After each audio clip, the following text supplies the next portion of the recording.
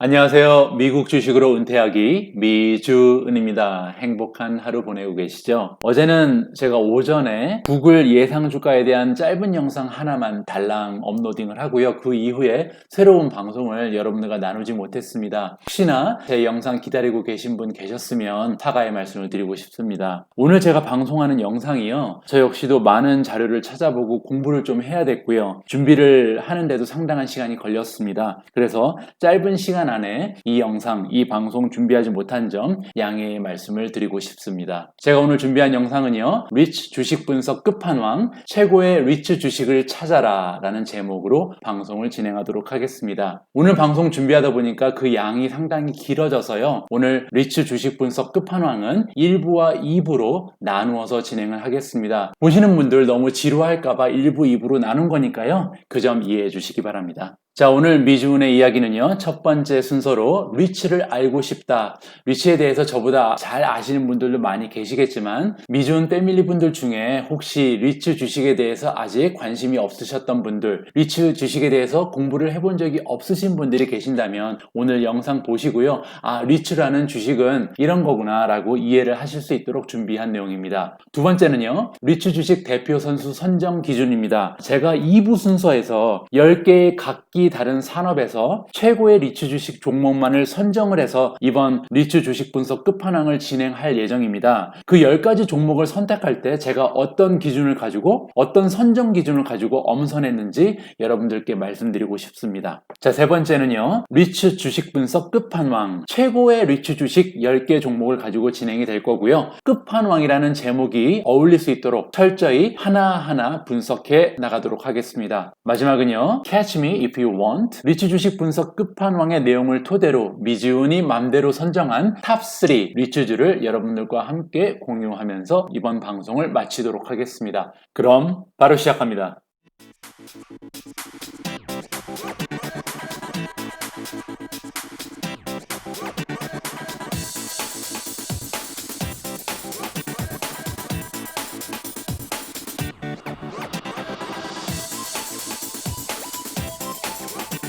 오늘 미주훈을 처음으로 찾아주신 여러분들 만나서 반갑습니다. 구독과 좋아요는 우리 모두가 부자가 되는 길입니다. 꼭 부탁드립니다.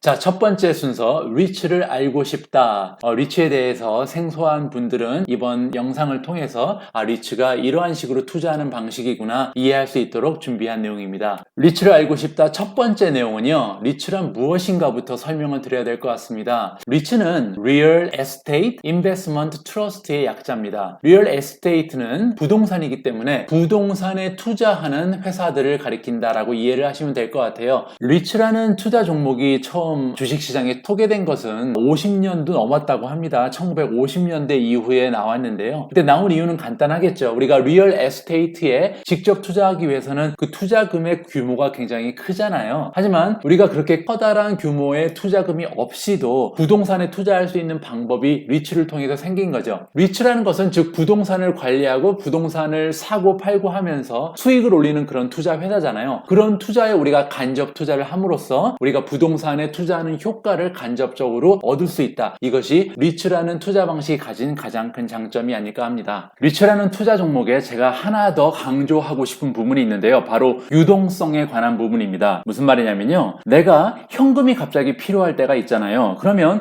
가지고 있는 나의 자산 중에서 일부를 현금화시켜서 사용할 수 있는 것이 굉장히 중요합니다. 그런데 우리가 부동산에 목돈을 투자를 하게 되면 가장 큰 단점이 그 부동산에 들어가 있는 나의 자산을 현금화하는데 굉장히 시간이 오래 걸린다는 단점이 있어요. 그래서 갑자기 또 부동산을 처분하다 보면 헐값에 팔아야 되는 그런 약점도 있고요. 그런데 이 리츠라는 투자 종목은 이러한 부동산의 가장 큰 단점을 굉장히 효율적으로 보완을 해주면서 투자자들에게 엄청나게 혁신적인 그런 투자 방법으로 다가서게 된 것이죠. 이렇게 우리가 Real Estate Investment Trust, 즉 리츠라는 투자 방식에 대해서 정리를 좀 해보면요. 두 가지의 굉장히 커다란 장점을 부분을 가지고 있죠. 첫 번째가 소액으로도 우리가 부동산에 투자가 가능하다. 기존의 부동산 투자는 어느 정도 목돈을 모아야만 큰 돈을 들여서 투자가 가능했는데 리츠가 생겨남으로써 우리가 작은 금액을 가지고도 누구나 부동산에 투자할 수 있는 길이 열렸다. 이것이 첫 번째 가장 큰 장점이고요. 두 번째로 우리가 부동산에 투자하면 바로 현금화해서 내가 필요할 때 요긴하게 쓸 수 있는 그런 유동성이 떨어지는데 리츠는 부동산에 투자함에도 불구하고 바로바로 현금화시켜서 내가 필요할 때 사용할 수 있는 유동성을 가지고 있다. 이 두 가지가 투자자들의 관심과 사랑을 한꺼번에 받을 수 있는 그런 계기가 되었던 것으로 해석이 됩니다. 그러면요, 하나의 기업이 리츠라는 이름을 얻기 위해서는 어떠한 기준을 만족시켜야 하는지 하나하나 따져보도록 하겠습니다. 먼저 하나의 기업이 자기 자신을 리츠라고 부리기 위해서는요, 제일 먼저 부동산에 투자한 자산이 75%가 넘어야 합니다. 자, 두 번째로 보실 부분은요, 한 회사가 자기 자신을 리츠라고 부르기 위해서는 그 기업의 그로스 인컴의 최소한 75%는요 렌트 프롬 리얼 프로퍼티, 즉 월세 수입에서 나온다거나 아니면 인트레스트 온 모기지니까 대출금을 주고 거기에서 받는 이자 수입이죠. 아니면 세일즈 오브 리얼 에스테이트니까 부동산을 사고 팔아서 만들어낸 부동산 판매 수입, 이 세 가지에서 나온 수입이 전체 수입의 75%가 돼야 된다는 충족 조건이 있습니다. 세 번째로요, 우리 투자자 입장에서 가장 리츠에 있어서 중요한 부분인데요, 적어도 택서블 인컴의 90%를 주주들한테 환원해야 됩니다. 만약에 택서블 인컴의 90% 이상을 주주들한테 환원을 하지 않으면 그것은 리츠가 될 수가 없습니다. 그래서 리츠 주식의 대부분은 배당금이 굉장히 높습니다. 만들어내는 수익의 90%를 주주들한테 배당을 줘야 되니까 당연히 배당금이 높을 수밖에 없는 그런 장점을 투자자 입장에서는 가지게 되는 것이죠. 자, 그러면 두 번째로 리츠에 투자하는 이유를 구체적으로 살펴보도록 하겠습니다. 보시는 표는요, 리츠가 지난 40년 동안 어떠한 수익률을 평균적으로 보여왔는지를 나타내는 표입니다. 맨 위에 나와 있는 것이 리츠의 수익률이고요. 지난 1년 동안 리츠의 수익은 13%였습니다. 3년을 평균을 내보면 5.92%로 굉장히 부진했네요. 부동산 시장이 안 좋은 시기였고요. 지난 5년 평균은 8.8%, 지난 10년은 16%나 됩니다. 15년이 9.4%, 20년이 10.6%, 25년이 10.5%, 30년을 보시면 10.5%, 35년 이상 되면 11%, 그리고 40년에 12%. 지금 보시는 것처럼 3년간 평균 수익만 조금 저조했고요. 지난 40년 동안 굉장히 꾸준한 수익률, 그것도 10%가 대부분 다 넘어가는 굉장히 좋은 퍼포먼스를 지난 40년 동안 리츠라는 종목들이 보여줬습니다. 그래서요, 이 수치를 우리가 S&P 500 인덱스랑 비교를 해보면요, 지난 20년 동안 리츠라는 종목이 보여줬던 수익률은 S&P 500의 평균 인덱스 퍼포먼스보다 오히려 더 높다고 나옵니다.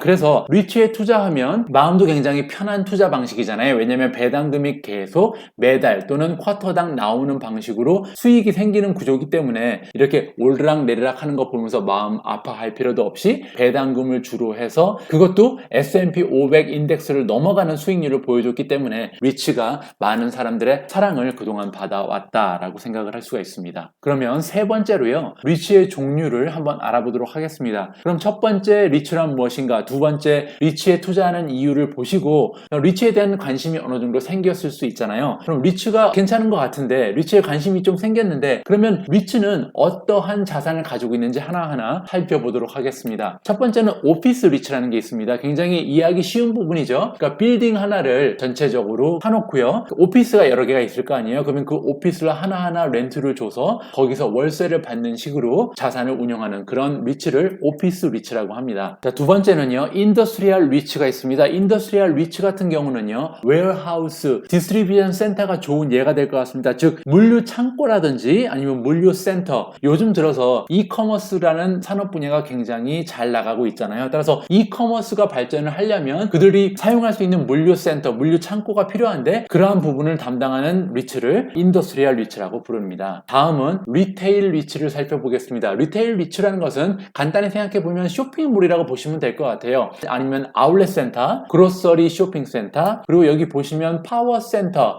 빅박스 센터 같은 게 있는데요. 이런 그림이죠. 땅덩어리가 넓은 나라에서는 이런 식으로 넓게 퍼져 있는 그런 쇼핑몰들이 있잖아요. 이런 거를 파워 센터라고 부릅니다. 이케아도 좋은 예가 되겠죠. 빅박스의 전형적인 그런 대표적인 선두주자입니다. 이러한 건물에다가 투자를 하는 그런 리츠를 우리가 리테일 리츠라고 부릅니다. 다음은 로징 리츠 살펴보겠습니다. 로징 리츠 같은 경우는요, 주로 호텔 그리고 리조트에 투자를 해서 거기서 나오는 수익으로 운영하는 리츠를 얘기합니다. 최근에 그 비즈니스가 가장 어려움을 겪고 있는 리츠의 종목이 바로 로징 리츠가 되겠죠. 왜냐하면 호텔과 리조트가 가장 어려운 상황을 겪고 있으니까요. 다음은 레지던셜 리츠입니다. 레지던셜 리츠는 생각하실 수 있는 것처럼 아파트 빌딩이라든지 아니면 학생들의 기숙사 건물, 또는 여기 보면은 요즘에 좀 핫한 하우징이죠. 싱글 패밀리 홈, 1인이 살 수 있는 1인 주택, 이런 건물을 운영하면서 거기에서 나오는 렌트를 가지고 운영하는 리츠를 레지던셜 리츠라고 부릅니다. 다음은요, 팀버랜드 리츠. 별 리츠가 다 있죠. 굉장히 신기한 리츠네요. 이 리츠 같은 경우는 이제 땅을 사는 거겠죠. 이 부동산에 있는 목재를 가꾸고 그 목재를 나중에 팔아서 거기서 나오는 수익으로 운영되는 리츠를 팀버랜드 리츠라고 부릅니다. 굉장히 특이한 그런 리츠라고 얘기를 할 수가 있겠네요. 다음은 헬스케어 리츠입니다. 헬스케어 리츠 같은 경우는 시니어 리빙 퍼실리티, 요즘에 미국뿐만 아니라 전 세계적으로 굉장히 시니어들, 노인들의 복지시설에 대한 투자가 활발하게 이루어지고 있잖아요. 그래서 그런 노인 복지시설이라든지 아니면 양로원, 호스피털, 병원, 메디컬 오피스라든지 아니면 너싱 하우스, 이런 쪽에다가 투자를 하고요. 거기서 나오는 렌트로 운영되는 그런 리츠를 헬스케어 리츠라고 합니다. 개인적으로는 헬스케어 리츠의 앞날이 다른 리츠 종류에 비해서 더 밝다고 생각해서 이번 영상에서 주식 분석 끝판왕을 할 때요, 헬스케어 리츠가 여러 개가 등장하는 것을 보실 수가 있을 겁니다. 다음은요, 셀프 스토리지 리츠입니다. 본인이 직접 가서 물품을 스토리지를 하고요, 그리고 거기에 대한 렌트를 내는 그런 퍼실리티를 셀프 스토리지라 그러는데요, 이렇게 창고 같은 셀프 스토리지를 만들어 놓고 거기에서 수익을 창출하는 리츠를 셀프 스토리지 리츠라고 합니다. 다음은요, 인프라스트럭처 리츠입니다. 인프라스트럭처 리츠는요, 그야말로 사회 기반 시설에 관계되는 리츠를 얘기하는 거겠죠. 광 테이블이라든지 아니면 와이어리스 인프라스트럭처 또는 텔레커뮤니케이션 타워, 그 안테나를 설치할 수 있는 그런 프로퍼티를 제공하는 거, 또는 에너지 파이프라인, 이런 식의 기간 산업에 관계되는 어떤 그런 거를 설치할 수 있게 도와주는 그런 프로퍼티를 운영하는 리츠를 인프라스트럭처 리츠라고 부릅니다. 다음은 데이터 센터 리츠입니다. 데이터 센터 리츠는 요즘에 굉장히 새롭게 떠오르는 전망이 밝은 그런 리츠로서 각광을 받고 있는데요. 왜냐하면요, 데이터 센터라는 것은 아무데나 설치할 수가 없죠. 데이터 센터라는 것은 파워 서플라이가 굉장히 중요하죠. 어떻게 전기가 꺼지지 않고 계속 유지될 수 있는가, 따라서 전기 파워 서플라이가 꾸준하게 유지가 되기 위해서는 건물 자체 내에 발전기가 있는 것이 필수적입니다. 거기에다가 굉장히 온도에 민감한 서버라든지 컴퓨터 장비들이 많이 있기 때문에 에어컨 장비가 굉장히 잘 구비가 되어 있어야 되고요. 그리고 아무나 출입을 왔다 갔다 하면 안 되겠죠. 데이터에 시큐리티 문제가 있으니까. 따라서 피지컬 시큐리티, 보안 문제도 굉장히 철저하게 관리가 돼야 되기 때문에 데이터 센터는 아무 빌딩에나 설치하고 운영할 수 있는 그런 성격의 프로퍼티가 아닙니다. 이런 식으로 까다로운 조건을 충족시켜야 되기 때문에 수익률도 조금 더 높을 수가 있겠죠. 이런 리츠를 운영하는 회사를 데이터 센터 리츠라고 합니다. 다음은요, 다이버시파이드 리츠입니다. 방금 전에 보신 것처럼 리츠는 보통 한 분야, 한 산업군, 한 섹터에 집중을 해서 운영하는 리츠가 굉장히 많이 있는데요, 다이버시파이드 리츠 같은 경우는 한 가지의 sek터에만 집중을 하지 않고 여러 개의 분산해서 각종 프로퍼티를 고루고루 소유하고 운영하는 그런 리츠를 말합니다. 우리가 주식 투자할 때도 어떠한 산업이 지금 반짝하더라도 나중에 가면 또 쇠락의 길을 걸을 수도 있고, 또 지금 약간 주춤하는 산업이 나중에 가서 잘 될 수가 있기 때문에 여러 가지 산업에 걸쳐져 있는 다양한 프로퍼티를 소유를 하고요, 거기서 나오는 수입을 일정하게 유지하는 스트래티지를, 전략을 사용하는 그런 리츠 회사를 다이버시파이드 리츠라고 합니다. 다음은 스페셜티 리츠라고 해서요, 굉장히 특별한 목적을 가지고 운영되는 리츠를 얘기하겠죠. 예를 들자면 뭐 영화관이라든지 극장, 아니면 카지노, 농장도 스페셜티 리츠에 들어가고요, 아니면은 옥외 광고판 같은 거 있잖아요. 그런 것도 스페셜티 리츠의 한 종목이라고 우리가 이해할 수가 있습니다. 지금 보신 것처럼 리츠에는 종류가 여러 가지니까요, 거기에서 우리가 앞으로 전망이 있는 리츠는 이런 분야다 라고 생각이 되면 그 분야에 집중적으로 관심을 가지고 종목을 선별해내는 그런 지혜가 필요할 것 같습니다. 자, 오늘 1부 영상 마지막은요, 리츠 인컴 스테이트먼트 보는 방법으로 마무리할까 합니다. 인컴 스테이트먼트는요, 기억하시겠지만 한 회사의 P&L, 한 달에 한 번, 아니면 분기에 한 번, 1년에 한 번, 이 회사가, 이 기업이 얼마만큼 프로핏 프로핏을 만들어냈는가 아니면 손실이 있었는가를 매출 그리고 비용 그리고 넷 인컴을 분석함으로써 한눈에 알아볼 수 있게 하는 재무제표를 인컴 스테이트먼트라고 하거든요. 그런데요, 리츠 같은 경우는 일상 기업에서 사용하는 인컴 스테이트먼트를 그대로 사용할 수가 없는 한 가지의 이유가 있습니다. 그래서 오늘 마지막 순서로요, 리츠 기업의 인컴 스테이트먼트는 어떤 식으로 봐야 하는지를 설명드리도록 하겠습니다. 자, 지금 이게 인컴 스테이트먼트인데요, 우리가 P&L이라고도 부르죠. 지난 몇 번의 영상에서 P&L 읽는 방법을 같이 공유를 했었습니다. 가장 중요한 부분이 토탈 레비뉴죠. 이번 분기, 이번 연도에 매출이 얼마만큼 발생했는지 토탈 레비뉴를 통해서 알 수가 있죠. 그리고 밑으로 내려오시면 토탈 익스펜스, 비용이 나오잖아요. 그래서 우리가 레비뉴, 매출에서 비용을 빼면 그것을 넷 인컴이라고 부르잖아요. 넷 인컴은 2019년에 41만 1,313달러였고요. 2020년에는 넷 인컴이 54만 3,847달러였습니다. 그래서 지금 이 인컴 스테이트만 놓고 보면요, 이런 결론을 우리가 내릴 수가 있겠죠. 넷 인컴이 12만 2,534달러가 증가했네 라고 보실 수 있죠. 그러면 넷 인컴이 무려 30% 가까이 29%나 상승한 수치입니다. 그러면 여기에서 우리가 이 회사는, 이 기업은 2019년에 비해서 2020년에 훨씬 잘했구나 라는 결론을 우리가 내릴 수가 있겠죠. 그런데요, 리츠 기업의 인컴 스테이트먼트를 볼 때는 이런 식으로 분석을 하면 안 된다는 겁니다. 자, 그 이유는 뭐냐면요, 첫 번째 이유는 디프리시에이션 때문이에요. 디프리시에이션은 한국말로 하면 감가상각입니다. 감가상각의 가장 좋은 예는 자동차인데요, 우리가 자동차를 하나 사면요, 한 달 후에 그 자동차의 가치는 처음에 구매했을 때 가치와 천지 차이가 나잖아요. 가치가 바로 떨어집니다. 그거를 감가상각이라고 그래요. 그리고 그 자동차를 계속 이용하면요, 1년 후에 그 자동차의 가치, 그리고 5년 후의 가치, 10년 후의 가치는 처음에 내가 자동차를 구입했을 때 그 원래 가치에 비해서 계속해서 시간이 갈수록 떨어져 나가잖아요. 그것을 바로 디프리시에이션 비용이라고 부릅니다. 그래서 모든 자산은 원래 디프리시에이션, 그 가치의 하락이 오므로 비용으로 매달 빼나가는 것이 정석이거든요. 그런데 여기서 문제가 하나 있습니다. 우리가 지금 얘기하고 있는 리츠 같은 경우는 부동산에 투자하는 기업이고, 그 기업의 75% 이상의 자산이 부동산에 투자가 돼 있어야 리츠라고 부를 수가 있잖아요. 그러면 대부분의, 지금 이 기업이 가지고 있는 대부분의 자산이 부동산일 텐데, 부동산이 과연 시간이 지난다고 그 자산의 가치가 떨어지냐라는 거죠. 그렇지 않잖아요. 그런데 여기 보시면 이렇게 44만 4,339달러라는 거대한 금액을, 굉장히 높은 금액을 2020년에 비용으로 잡아놨다는 거예요. 따라서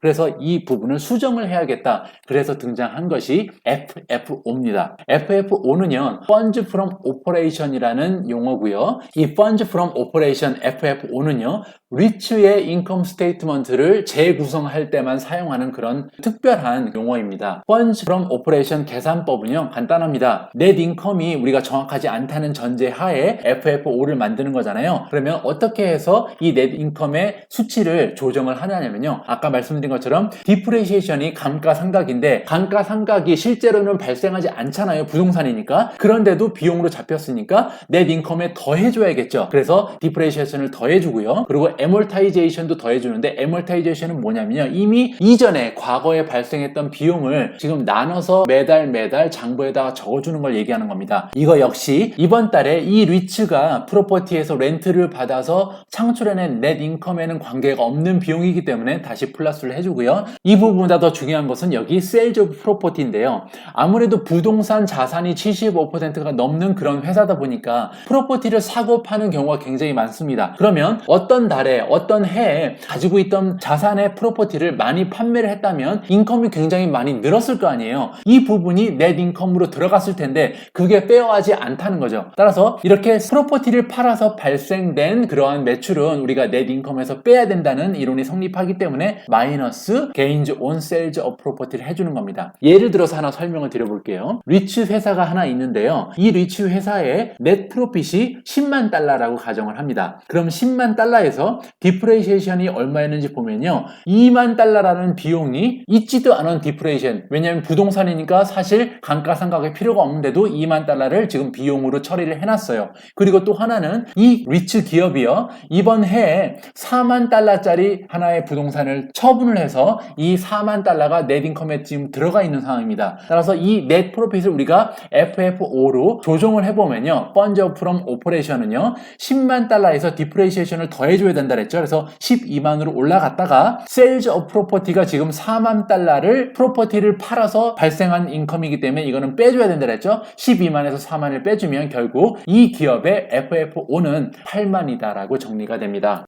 자, 그러면 아까 보신 그 P&L 가지고 다시 정리를 해보면요. 아까 보셨을 때는 2019년이 분명 41만 1,313달러의 넷인컴을 발생을 시켰고요. 2020년에 그러던 것이 30% 늘어서 54만 3,847달러가 발생한 것으로 P&L 상으로 나오잖아요. 그런데 여기 보시면 디프리시에이션이 있죠. 이 감가상각은 사실 비용이 발생하지 않은 건데 넣어놓은 거니까 오히려 부동산 가격은 올라가니까 넷인컴에 이 디프리시에이션을 더해줘야 된다는 거죠. 44만 4,339달러가 밑으로 내려와서 더해지고요. 이쪽 2019년에는 41만 9,039달러가 밑으로 내려와서 더해집니다. 그리고 2019년에는 프로퍼티를 팔아서 발생한 수익이 10만 2,614달러가 있었던 것으로 파악이 됩니다. 그리고 2020년에는 프로퍼티를 팔아서 발생한 수익이 굉장히 컸어요. 30만 426달러를 프로퍼티를 팔아서 발생한 수익이 있었습니다. 근데 이 수익은 매달 발생하는 렌트 수입이 아니기 때문에 빼줘야 된다 그랬죠. 그래서 30만 그리고 10만을 여기서 빼주면요. 결국